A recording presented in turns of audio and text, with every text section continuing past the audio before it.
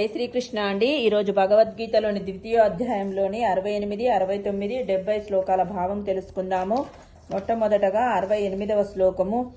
తస్మాద్ యస్య మహాబాహో నిగృహీతాని సర్వశః ఇంద్రియానింద్రియార్థేభ్యస్త్యస్య ప్రజ్ఞా ప్రతిష్ఠత.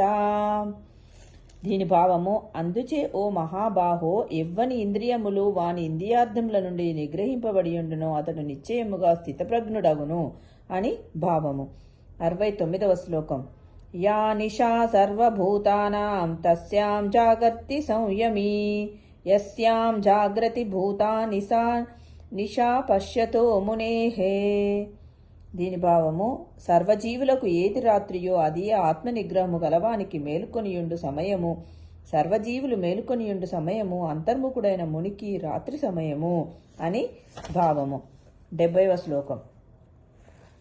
ఆపూర్వమానమచల ప్రతిష్టం సముద్రమాపః ప్రవిశంతి యద్వత్తత్వత్కామాయం ప్రవిశంతి సర్వేశ శాంతిమాప్నోతి నకామకామి.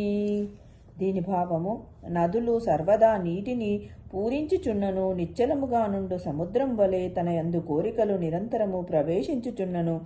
ఆ ప్రవాహముచే కలతనుందని మానవుడే శాంతిని పొందగలుగును.